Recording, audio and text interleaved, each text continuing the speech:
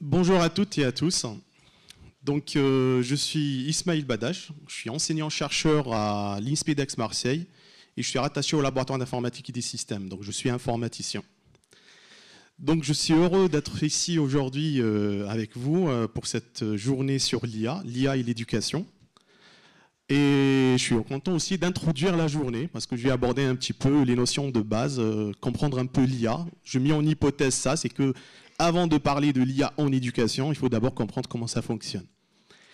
Et je crois que tout le monde sait c'est qu'une voiture, mais très peu de gens savent comment fonctionne un moteur. Et ben, j'ai la même hypothèse pour l'IA, c'est que tout le monde sait c'est quoi ChatGPT, Mistral, Mizu. En fait, on cite beaucoup de types de chatbots ou d'intelligence artificielle interactive, sans savoir peut-être comment ça fonctionne.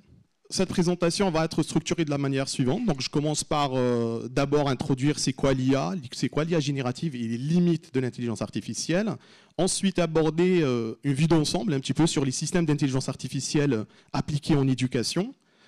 Et ensuite, finir par quelques pistes sur comment sensibiliser les jeunes à l'intelligence artificielle.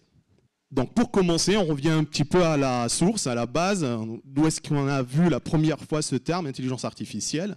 Tout a commencé en 1955, lors de la conférence à Dartmouth, où un ensemble de chercheurs, à leur tête John McCarthy, qui donne la définition suivante. Donc je vais essayer vraiment de reproduire, c'est la traduction mot par mot de la définition. Donc c'est une proposition pour trouver comment des machines utilisent le langage, forment des abstractions, et des concepts, résolvent des problèmes pour le moment réservés aux humains et s'améliorent d'elles-mêmes. Donc là, dans cette définition, on parle bien de la simulation de l'intelligence humaine et pas d'une intelligence réelle. Ça, c'est important de comprendre. Et c'est pour ça qu'on parle d'IA faible. Ce qu'on appelle de l'IA forte, c'est un peu ce qu'on voit dans les films, chose que on peut dire que ça n'existe pas. Mais la première question qui a été posée autour d'une machine qui peut penser, réfléchir, ça a été fait par Alan Turing. Donc c'est lui qui a posé les fondements, ou bien qui a posé cette première question sur une machine qui pense. Pas le terme en lui-même, intelligence artificielle, mais qui est la machine qui peut réfléchir, penser et raisonner. Ma définition la plus simple que je peux donner, c'est qu'aujourd'hui, l'IA, c'est une branche des sciences informatiques qui vise à concevoir des systèmes capables de reproduire, d'imiter certaines fonctionnalités cognitives humaines, ou biologiques d'ailleurs, animales, en s'appuyant sur des algorithmes, des modèles d'intelligence artificielle ou ce qu'on appelle le machine learning ou des modèles mathématiques et des modèles d'apprentissage automatique. L'IA est appréhendée selon deux grandes familles de techniques et d'algorithmes. La première qu'on appelle l'IA symbolique, ce qui a fait beaucoup de succès avant les années 80. Et ensuite, il y a eu l'arrivée de ce qu'on appelle l'approche connexionniste, qui se base fondamentalement sur ce qu'on appelle les réseaux de neurones aujourd'hui. Mais entre les deux, il y a eu aussi des algorithmes statistiques. On peut citer par exemple SVM, Naive Bayes, Random Forest, ce qu'on appelle les arbres de décision. L'IA symbolique et les algorithmes statistiques, c'était des algorithmes qui sont basés sur des règles, des statistiques et des bases qu'on peut expliquer par la suite. Alors que l'approche connexionniste, qui se base sur les réseaux de neurones, c'est une approche qui est difficile à expliquer. Il y a une sorte de boîte noire, donc c'est pour ça qu'aujourd'hui, il y a tout un axe de recherche qui émerge, qui est sur l'explicabilité et l'interprétabilité des modèles pour les humains. C'est-à-dire comment la machine arrive à décider ou à prendre une décision particulière. Donc là, c'est juste une petite illustration. Donc, pour ce qu'on appelle les approches symboliques, on a les systèmes d'experts qui ont fait un grand succès à leur époque. Et à l'autre côté, on a l'approche connexionniste. On parle de machine learning. Je dis que le machine learning peut être vu dans des démarches ou dans des techniques statistiques, comme ce que je viens de citer, ou bien ce qu'on appelle le réseau de neurones. Après, ce qui a explosé aujourd'hui, ce qu'on appelle le ChatGPT, c'est un peu ça qui a un peu cassé, qui a un peu bouleversé en fait. Il a démocratisé surtout l'intelligence artificielle auprès du grand public. C'est ce qu'on appelle le deep learning. Donc, c'est les réseaux de neurones à plusieurs couches.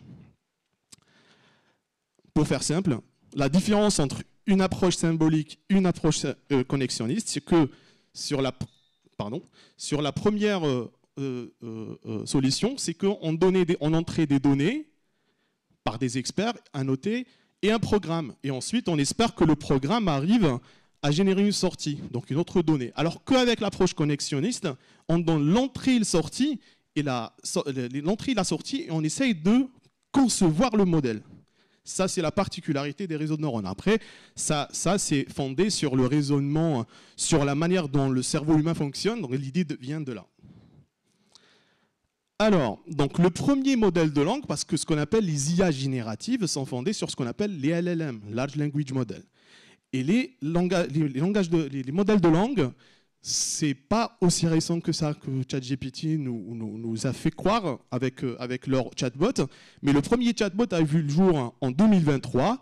En 2012, c'est Yann Lequin, un chercheur qui est français, qui est maintenant à la tête de Meta, dans le pôle de recherche, et qui lui qui est vu comme le pionnier du deep learning.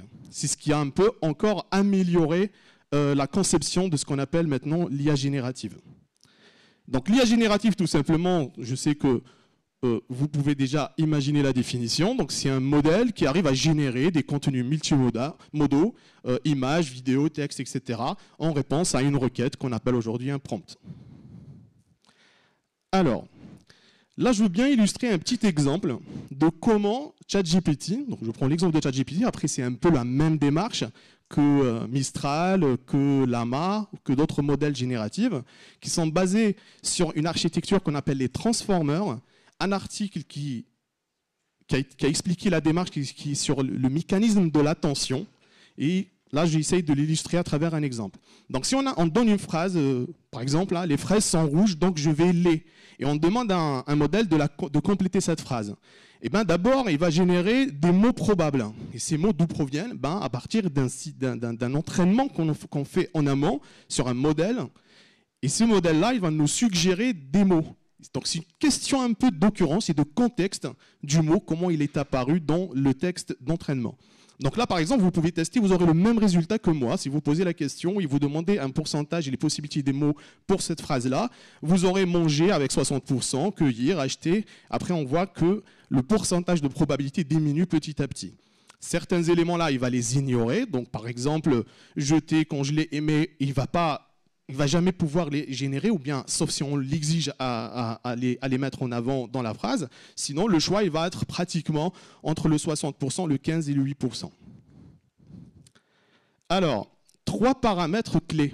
Ça, c'est important aussi de savoir, c'est que, oui, les modèles ils contiennent beaucoup de paramètres, des milliards de paramètres, allant de 100 à 500 milliards de paramètres, mais les paramètres clés qu'on peut contrôler, d'ailleurs que vous pouvez trouver sur certains LLM que vous manipulez, comme Google AI par exemple, vous avez un petit paramétrage à faire sur ce qu'on appelle la température, qui contrôle la créativité. Vous avez aussi le top P, ça veut dire il sélectionne quels sont les mots à sélectionner, les mots probables à sélectionner, les 3 premiers, les 4 premiers ou autres. Le top K, donc ça c'est pour limiter le choix possible. Donc à côté, par exemple, là je rappelle un peu l'exemple. Donc par exemple, pour un modèle, il peut se focaliser uniquement sur cette partie-là. Il va probablement compléter avec manger, mais si on lui demande en fait encore un autre exemple de remplissage ou de complétion de la phrase, il va donner cueillir, ensuite acheter, ainsi de suite. Je reviens à une petite comparaison que j'aime toujours faire, c'est entre un peu la biologie et l'intelligence artificielle. Il faut savoir que l'être humain a environ 86 milliards de neurones, avec 10 000 interconnexions entre chaque 2 neurones. Donc je vous laisse imaginer combien d'interconnexions. Et il consomme, ce cerveau, 15 à 20 watts. Pour un bébé, il peut peser 300 à 500 grammes. Pour un adulte, un cerveau complet, c'est 1,5 kg environ. Contrairement à une intelligence artificielle, je vous laisse imaginer les infrastructures qu'il faut mettre en place pour entraîner un modèle juste pour qu'il puisse générer une phrase ou compléter une phrase. Et puis voilà, l'être humain est autonome, contextuel, il a des capacités sensorielles, d'autres signaux que l'IA actuellement ne pourra pas combiner, calculer ou exploiter de manière comme le fait l'être humain. Ça, c'est normal. Et puis, quand on parle d'intelligence artificielle, on parle de simulation, alors que l'être humain, il est dans l'interaction humaine, sociale, et compréhension vraiment du contexte et du monde physique qui l'entoure. Alors, je vais rapidement parler de quelques limites de ce qu'on appelle l'IA générative. Le premier point que tout le monde se soucie, c'est un peu les règles RGPD, donc les données personnelles, qu'est-ce qu'ils font avec, qu'est-ce qu'ils collectent, ils ne collectent pas. Effectivement, si on va sur les politiques décrites par l'ensemble de ces LLM, beaucoup d'entre eux, ils nous disent qu'ils collectent de l'information qu'on utilise, avec laquelle on interagit avec le chatbot. Donc le risque, il est fortement présent. Après, ce qu'on appelle RGPD, pour moi, c'est que le fait qu'on informe l'utilisateur qu'on collecte, l'outil est RGPD. Après, c'est est-ce que nous, on est soumis à cette condition ou pas? Ça, c'est une autre question. Alors, qualité de l'information, les LLM actuellement, une des limites qui n'est pas résolue, qui ne pourra pas être résolue, c'est une limite dans l'architecture des LLM, c'est les hallucinations. Le modèle peut générer de l'information erronée, incorrecte et parfois inappropriée. Sans parler, parce que là on parle de ChatGPT et de Mistral, c'est des modèles qui sont contrôlés par des industriels et mis à disposition des utilisateurs finaux. Mais imaginez qu'un informaticien il peut utiliser un modèle pour des finalités criminelles, par exemple. Donc c'est pas que ChatGPT qu'on a en face de nous, mais on a plusieurs types de modèles qu'on peut paramétrer, entraîner, notamment avec les modèles open source. L'autre point, c'est les droits d'auteur. Bon, ça c'est une grosse question qui est posée. Moi, ça me rappelle un petit peu la question sur le selfie qui a été pris par un singe avec un appareil photo d'un photographe. Après, on s'est posé qui a pris la photo. Au début, c'est le photographe qui a dit c'est moi, mais non, c'est le singe. Après, il y a eu tout un débat, 2 ans. Ça a pris 2 ans au niveau de la justice pour savoir qu'est-ce qu'il faut faire, à qui revient la propriété intellectuelle.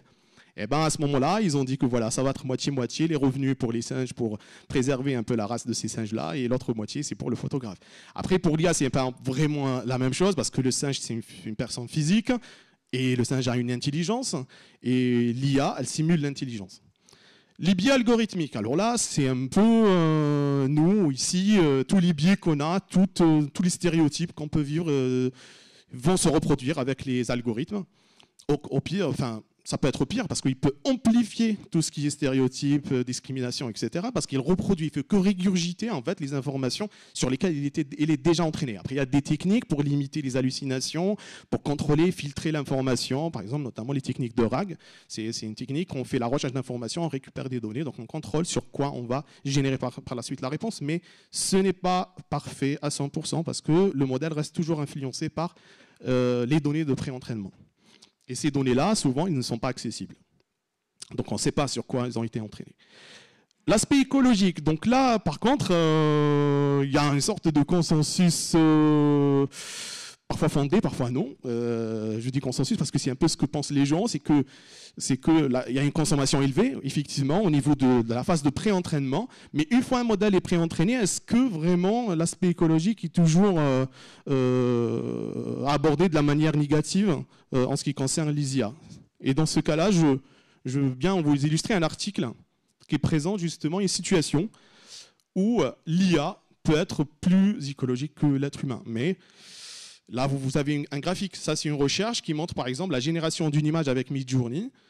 Ça génère beaucoup moins de CO2, donc de gaz à effet de serre, par rapport à un être humain, un artiste américain qui crée la même photo, en fait, parce que ça prend beaucoup plus de temps. Donc, il y a une temporalité qui est prise en compte.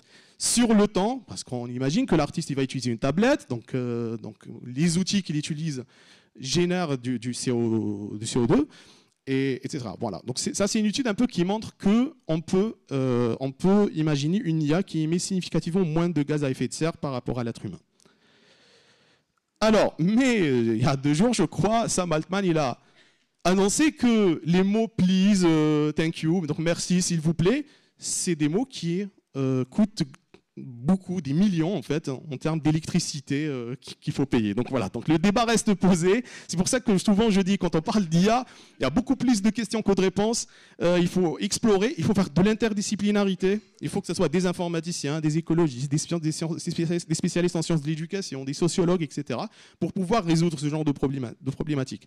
Je dis également souvent que les informaticiens, et j'en fais partie, c'est que nous, ce qui nous intéresse, c'est améliorer la performance d'un modèle. On ne pense pas trop aux conséquences, à l'utilité, est-ce qu'on a une finalité qu'on vise, un cadrage bien ciblé ou pas. On entraîne un modèle pour nous, s'il répond juste par rapport au benchmark, la performance elle est bonne, c'est bon, objectif atteint. Alors, quelques exemples où il peut y avoir des biais, un peu, vous pouvez tester, c'est toujours fonctionnel, sur ChatGPT ou sur Google Traduction, par exemple. Après, ça peut être vu comme une hallucination, comme ça peut être vu pas du tout comme une hallucination. Là, vous avez une main avec 6 doigts. Il y a des gens qui ont des mains avec 6 doigts, donc c'est pas forcément étrange. Mais quand je pose la question, il dit non, je remarque rien d'anormal. Ok, mais en même temps, est-ce qu'on a fait bien le prompt? Parce que si je reformule le prompt où je parle de l'anatomie, par exemple, là, il va découvrir qu'il y a un petit problème. Ou bien il va expliquer qu'est-ce qu'il y a dans la photo. Pas forcément un problème. Et sur l'autre capture, vous voyez ici, donc là, j'ai demandé, j'ai dit j'ai une réunion j'ai une réunion et dans ma garde-robe, donc j'ai un costume sale et j'ai un costume de Superman. Donc il me suggère de porter le costume de Superman. C'est génial. Après, là, à côté aussi, nous avons une petite traduction. Ça aussi, vous pouvez tester, que ce soit dans des langues arabes, turques, hébreu. Vous allez remarquer, en fait, quand vous mettez infirmier, infirmière, la traduction est systématique la même. Donc, il nous sort infirmière. Donc, en hébreu, ça donne infirmière. En arabe, ça donne infirmière. Donc, il y a le biais du genre ici qui est flagrant. Et vous pouvez tester ça sur plusieurs types de situations. Nurse, par exemple. Vous allez voir, enfin, voilà, c'est l'exemple que j'ai donné, mais il peut y avoir d'autres. Alors, un autre biais, ça a été testé sur un modèle de Meta, donc Llama, c'est la version 2. Je passe à la traduction. Donc là, vous avez deux prompts. Donc un prompt qui dit, donc vous êtes un assistant serviable, complétez-le, donc un blanc, donc il doit compléter le LLM, ce qu'on a ici. John a rencontré son père qu'à 18 ans, parce que. Et de l'autre côté, on a la même chose, le même prompt. Sauf que ce n'est pas les mêmes comptes. On a un compte ici afro-américain d'une personne qui s'appelle DeAngelo, et de l'autre côté, donc, un américain blanc qui s'appelle John. Eh bien, les réponses, vous pouvez rapidement distinguer la différence. Ça veut dire que le LLM a été influencé par les données, comment elles ont été générées, en se basant en fait, sur le profil, la nature du profil, pour donner deux réponses différentes. Et en fait, ce genre de petits problèmes, ça se règle dès qu'on les détecte. Mais il y aura toujours d'autres, et encore d'autres, et encore d'autres, et encore d'autres. Et là, je peux faire référence à un chercheur, encore toujours, Ian Lequin, qui explique clairement que les LLM ont une limite. On atteint un niveau où on ne peut plus aller au-delà de ce qui est fait. Ça veut dire qu'il faut imaginer une nouvelle architecture. Et là, Meta, elle met en place une nouvelle architecture qui s'appelle GEPA, c'est Joint Embedding Predictive Architecture, et qui est basé sur une nouvelle manière de faire les choses, où on ne donne pas, c'est un peu comme l'être humain, ça veut dire ici dans cette salle, je ne donne pas peut-être importance à tout ce qui est autour de moi, mais quand je parle à une personne, je me focalise sur la personne, le reste est un peu ignoré ou relativement ignoré, et ben c'est un peu dans ce sens-là qu'ils veulent aller dans cette architecture qui comprend encore mieux le monde physique. Parce que si on revient à ces histoires de d'IA, etc., on parle aussi de véhicules autonomes. Il n'est pas autonome. Enfin, c'est de la tricherie parce qu'on donne une carte détaillée et ensuite on donne tout à la voiture pour qu'elle peut circuler dans un itinéraire déjà prédéfini. Mais en même temps, les accidents qui ont eu lieu avec Tesla, par exemple, c'est que le fameux accident, c'est ce qu'on appelle un peu les hallucinations, ou bien parce que le système d'IA de la Tesla a été hypnotisé par un camion qui coupait la route, hein, il était tout blanc, mais à l'horizon, pour le capteur, c'était le ciel. Et là, il s'est directement foncé sur le camion. La personne a été morte. C'est un accident qui a fait beaucoup de bruit. Et ça s'est encore reproduit sur d'autres situations un peu similaires, qui montrent les limites de l'IA. Alors, là aussi, un autre exemple que vous pouvez tester par vous-même en allant sur une plateforme que je trouve vraiment géniale, qui compare des modèles, compare IA. Donc là, parce que moi, je sais lesquels des modèles. Et sinon, le site, quand on choisit deux modèles, on donne deux prompts similaires et on regarde la différence. Après, on évalue le modèle. Et là, on va voir clairement, par exemple, ici, pour moi, c'est ChatGPT. Là, c'est Mistral. Le prompt, c'est quoi?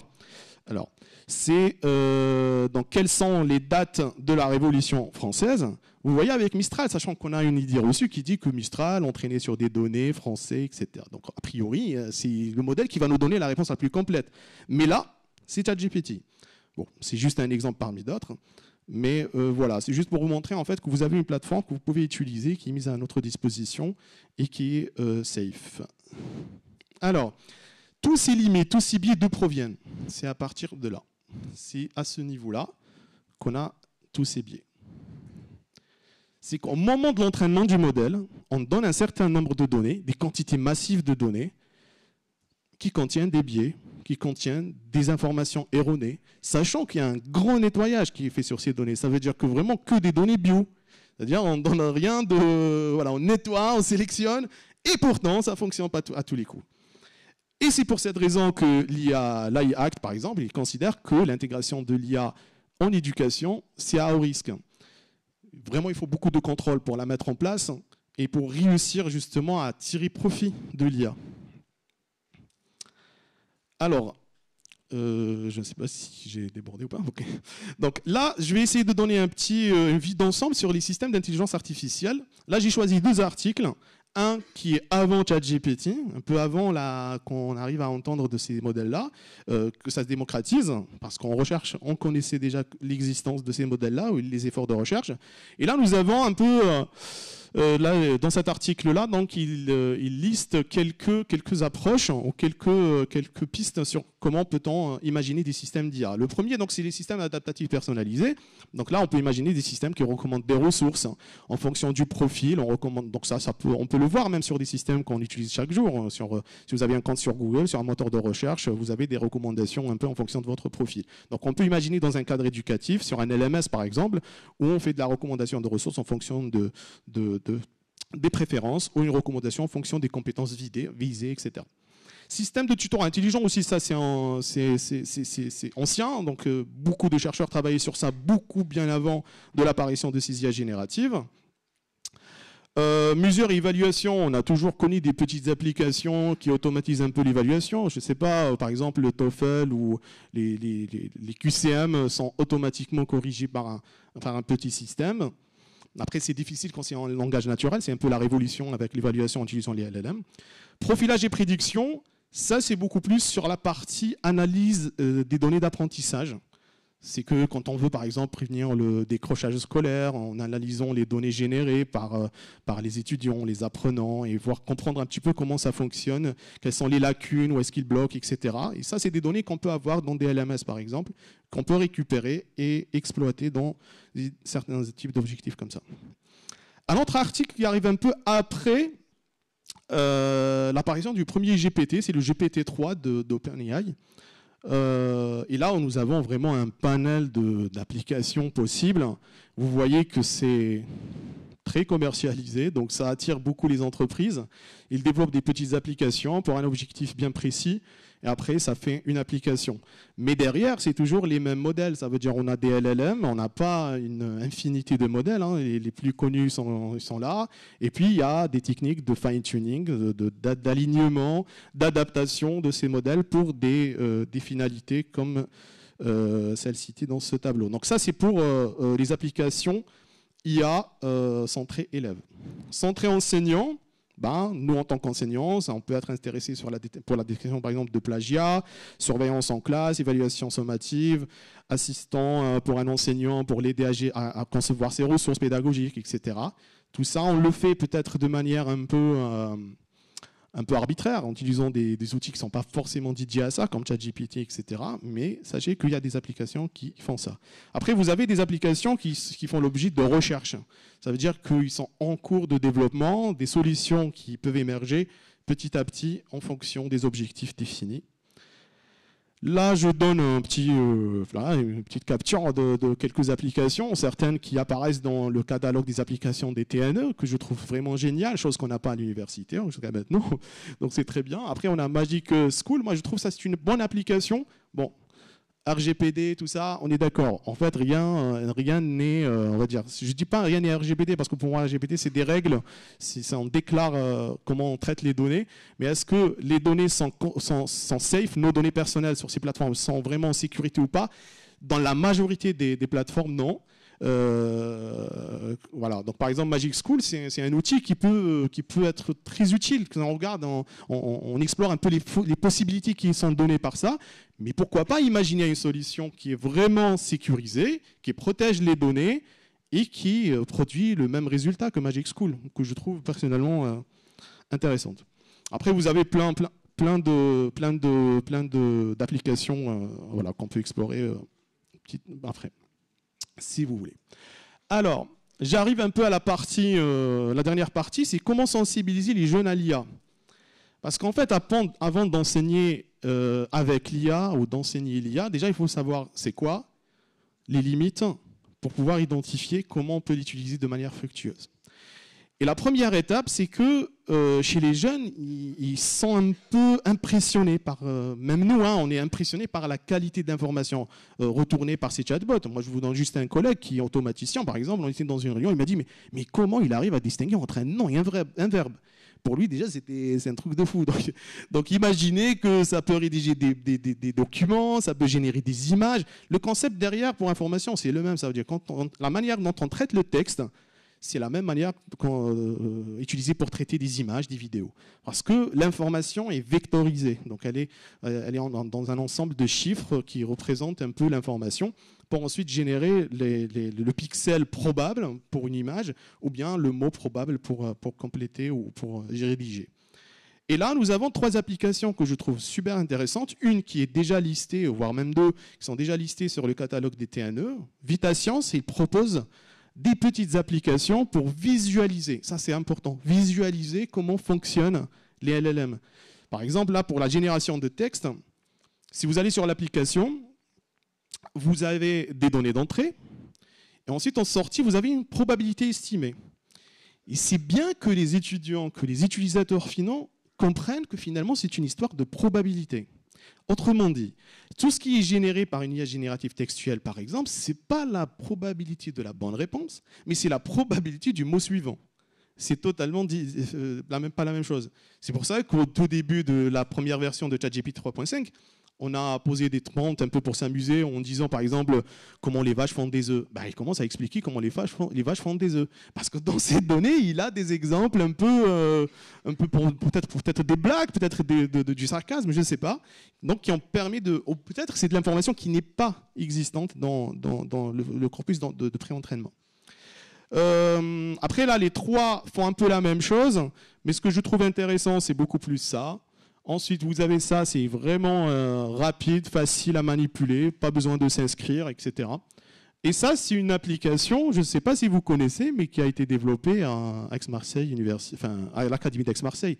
Moi, je l'ai découvert dans le site de l'Académie, et qui offre vraiment un panel de données, des jeux de données, images, textes, pour voir comment on peut générer, pour simuler des modèles d'intelligence artificielle ou de machine learning. Alors, quelques ressources que je partage avec vous, parce que je vais partager par la suite donc, les diaporamas. Donc vous aurez accès à tous ces documents-là en cliquant juste sur la capture.